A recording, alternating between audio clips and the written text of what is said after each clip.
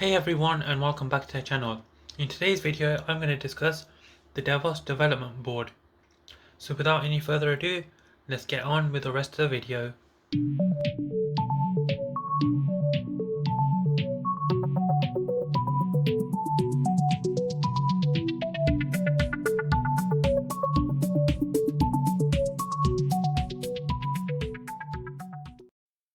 So for this video I've prepped a small presentation. I'm going to discuss what the project is about, what kind of things I expect from it, what I want to achieve, just to give you guys a general idea of what I'm trying to do. So this is how the presentation has been outlined. I'm going to talk about the purpose of the project, the features of the product, and some of the basic programs I'm going to include in the initial stage anyway. So what is the purpose of the project? To have a single device that has integrated features, which are a selection of tools that student engineers would otherwise be carrying separately. I initially designed this for myself, but in doing so I realized that it would be useful for others, so that's why this PowerPoint is kind of marketed towards students. The end product is to have desirable features that are integrated into a small form factor with an optimized interface that allows the user to navigate through the menu easily. It can be considered a on-the-go support add-on and can be thought of as a personal device that the user can keep solely for their own purpose. So for example, if you're a university student, then you can use it at home, use it at university. It's your own device. So what are the features? So number one, we've got the SMPS, which is also known as the switch mode power supply. This power supply can accept a DC input voltage of 28 volts to 6 volts and provide a regulated output voltage of 5 volts at 12 amps. So essentially you would need a 60 watt or more power supply. For 2, we've got a USB port which you can also supply power via the jumper 5V VBus. If you're using the USB 2 port, then you're limited to 500 milliamps. If you're using a USB 3 port, you're limited to 900 milliamps. For 3, we've got 3 monitored USB 3 ports with 2 amp current limiting.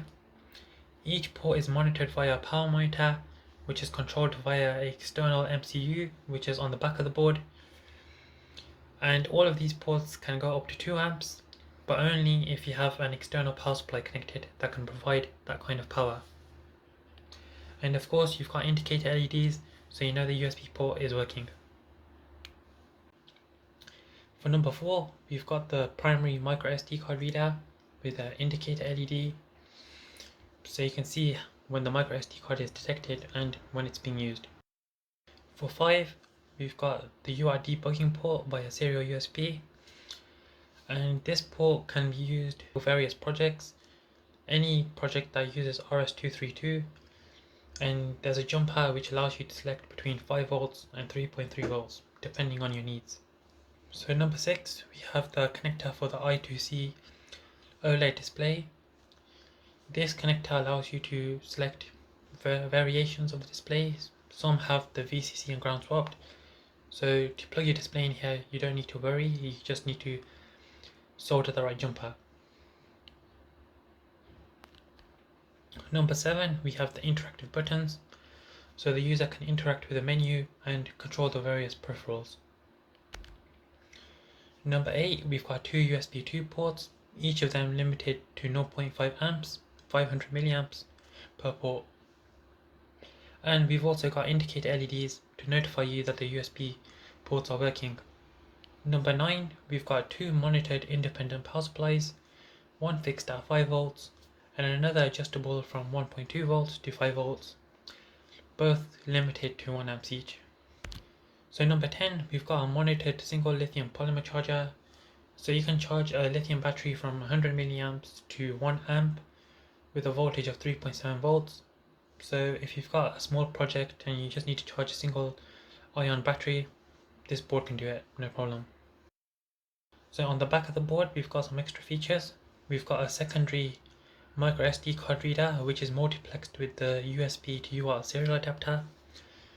Number 2, we've got onboard micro SD card flash storage, so you can use that to record your readings for the power monitors or various other peripherals.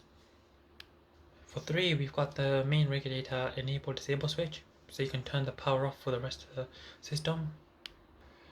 We've got an EEPROM. I don't know if we need it exactly, it's just there as a backup. So for 5, we've got the SAMD21 main MCU, and this is what I have been referring to when I say the USB to serial adapter.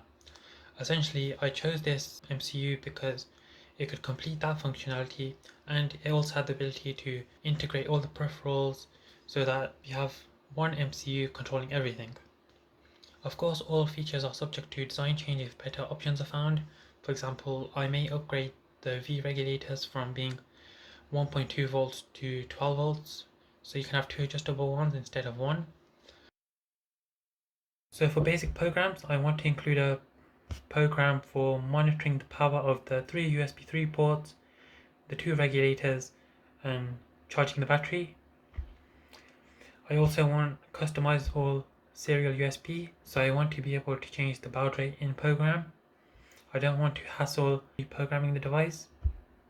I also want a 10-bit DAC so that I can do some analog simulation, and I need a few free pins to do some basic analog readings.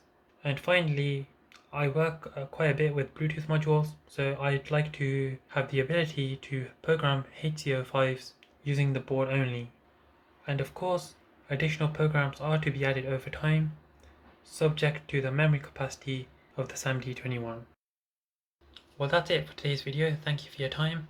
If you got any questions, let me know in the comments below. If you want to take a peek at the project, I've uploaded a schematic to GitHub. You can take a look at it using the link down below. Like, subscribe, and stick around for more. And until the next time, bye.